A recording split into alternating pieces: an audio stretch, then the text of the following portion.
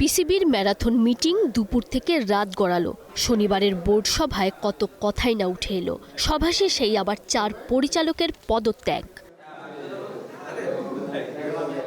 শনিবার বাংলাদেশ ক্রিকেট বোর্ডের জন্য ছিল গুরুত্বপূর্ণ একটা দিন। বিদেশ থেকে ফেরার পর আমিনুল ইসলাম বুলবুলের সভাপতিত্বে প্রথম মিটিং। কি ছিল সেই মিটিংয়ে? সিদ্ধান্ত আসলোই বা কোন কোন বিষয়ে?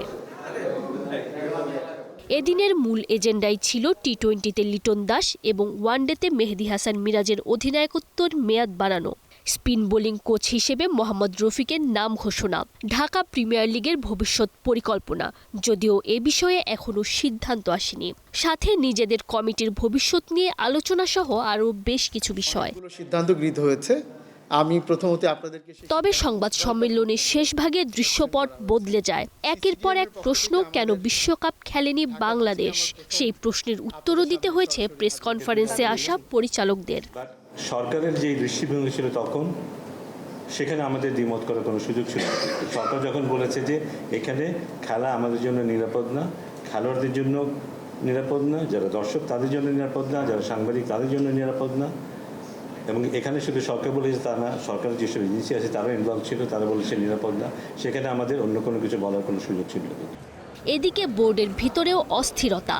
নির্বাচন তদন্তের মধ্যে একে একে 4 পরিচালকের পদত্যাগ, তাও আবার মিটিং শেষে। এই নিয়ে মোট 7 জন পরিচালকের পদত্যাগ। বিসিবিতে যেন একা হয়ে পড়েছেন আমিনুল ইসলাম বুলবুল। তবুও বর্তমান পরিচালনা পর্ষদের দাবি, তাদের কোনো উদ্বেগ নেই।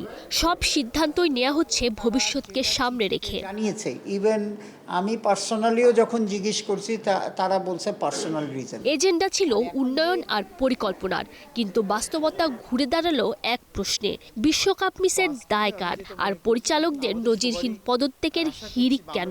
উত্তর এখনো খুঁজছে দেশের ক্রিকেট। ওকে, থ্যাংক ইউ সবাইকে। Tanzim Oishi, Star news.